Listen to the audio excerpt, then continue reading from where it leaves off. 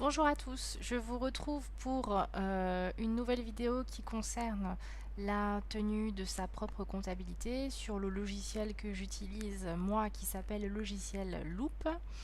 Donc le thème de cette vidéo, ça va être l'import de vos écritures bancaires dans ce logiciel.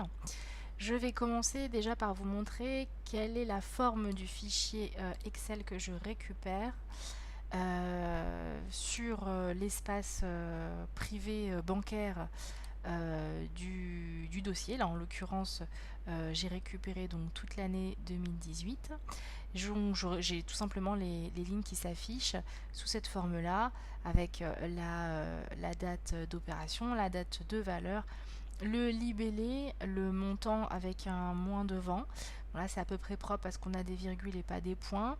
Et la devise. Alors les, les colonnes qui vont être importantes et qu'on va devoir garder, ça va être la date d'opération, le libellé, le montant. Il va falloir le retravailler un petit peu parce qu'on va avoir besoin de deux colonnes, une colonne débit, une colonne crédit. Donc on ne veut pas de chiffres négatifs, on ne veut que des débits ou des crédits. Et la devise, on n'en a pas besoin. Donc on retravaille ce fichier de manière à avoir à peu près ça. Une première colonne avec un numéro d'opération. Ici, je vais mettre le code du journal que je vais utiliser pour saisir mes écritures, pour importer mes écritures. Si vous avez vu la précédente vidéo, vous savez que le code BQ correspond au journal de banque. Vous allez ensuite avoir la colonne date d'opération qui va nous servir. Celle-ci aussi, l'intitulé. Celle-là, je la laisse, mais elle ne me servira pas, la date de valeur. Et puis les montants qu'on avait dans l'onglet précédent, qu'on va donc dispatcher entre deux colonnes, une colonne débit, une colonne crédit, et puis le code de contrepartie, le compte de contrepartie. Toutes mes dépenses, je vais les enregistrer en 401, c'est-à-dire en compte fournisseur. Et mes recettes, qui vont être ici, je vais les enregistrer en compte 411. Donc vous remettez bien les numéros de compte que vous avez créés lorsque vous avez fait votre plan de compte. C'est la vidéo précédente dans laquelle je vous explique comment faire. Une fois que vous avez retravaillé votre fichier, vous allez le mettre dans un fichier CSV où il n'y aura que ça et on va l'importer. Donc on va aller dans l'import, écriture personnalisée. Pour l'instant, je n'ai aucun modèle d'import puisque je n'en ai pas encore créé, mais on va faire cette première importation. Ça va nous permettre de créer un nouveau modèle d'import que l'on pourra réutiliser chaque année, puisque logiquement, vous devriez avoir la même banque, donc le même type de fichier. Du coup, vous n'aurez plus qu'à retravailler de la même manière que l'année précédente, importer votre fichier et le format d'import sera déjà adapté à votre fichier. Alors, j'ai donc repris mon fichier bancaire sur un fichier CSV et je vais simplement faire un glisser-déposer ici. Et donc, j'ai toutes les lignes du fichier qui apparaissent sur ma fenêtre de prévisualisation. Je vais simplement remettre dans le bon ordre les colonnes. J'ai donc le numéro d'ordre qui correspond au numéro de pièce. Je vais faire donc simplement glisser les intitulés des colonnes, là où je veux qu'ils apparaissent. L'indice ligne, ça ne m'intéresse pas. Donc j'ai mon numéro de pièce, mon journal, donc il est bien placé, ma date.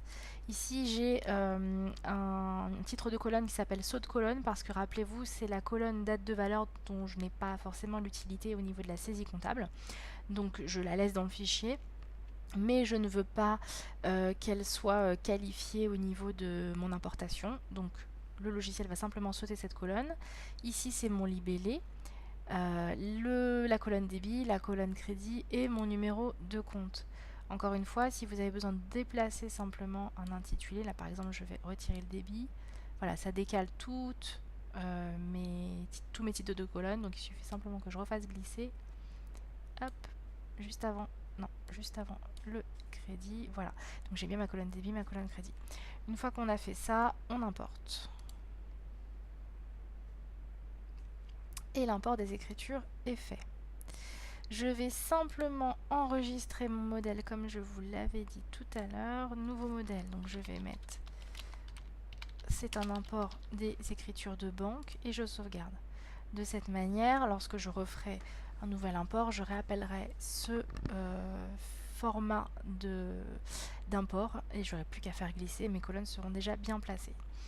J'ai terminé, donc je ferme l'import des écritures et je vais aller retrouver mes écritures au niveau de la consultation des comptes.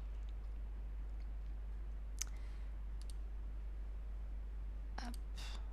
Donc je vais aller dans mon compte banque et je vais pouvoir visualiser toutes mes écritures qui ont été importées.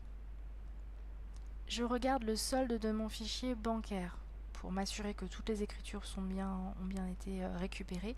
Je suis donc à 2012,61. Je ne sais pas si vous aviez fait attention tout à l'heure, mais dans mon import, je vais vous remettre le fichier Excel, dans mon import, dans mon fichier source, pardon, avant import, j'avais donc le solde en fin de période qui était bien équivalent. On avait bien 2012,61 qu'on retrouve ici. Voilà, et bon, une fois qu'on a importé toutes nos écritures, il suffit de double-cliquer sur une écriture, n'importe laquelle, pour voir comment elle se structure. Alors, on va faire quelques rappels comptables. Donc là, on est sur une dépense qui correspond à un prélèvement MMA, donc ça doit être de l'assurance, c'est de l'assurance. J'ai donc ici un crédit au niveau de ma banque et un débit au niveau d'un compte de tiers, un compte de fournisseur. Rappelez-vous, on est en comptabilité d'engagement, donc ici on ne peut pas directement mettre le compte de charge. Pourtant, c'est bien effectivement une charge d'assurance. Donc je passe par un intermédiaire le compte de tiers et ensuite je vais créer mon écriture qui va mobiliser le compte de tiers, mais cette fois-ci en crédit, et le compte de charge qui apparaîtra en débit. Donc, une fois que j'aurai passé mes deux écritures liées à ce prélèvement d'assurance, j'aurai un 401.1 qui aura en débit ce montant et en crédit ce même montant, puisque je vais passer une seconde écriture dans laquelle j'aurai en débit mon compte de charge et en crédit mon compte de fournisseur. Le compte de fournisseur est donc simplement un compte pivot qui normalement est toujours à zéro, lorsqu'on a bien entendu des paiements qui sont quasi instantanés. On n'a pas de différé, de décalage de règlement ou d'encaissement, surtout sur une comptabilité du type LMNP. Voilà pour une écriture. Après, vous avez donc dans votre journal de banque, vous pouvez récupérer toutes vos écritures classées par folio, on appelle ça des folios, donc par mois. Ici, je vais avoir toutes mes écritures de janvier. Donc si par exemple je rentre sur celle-là, je vais y arriver. Ah, il veut pas. Hop, je vais tout fermer et je reviens dessus.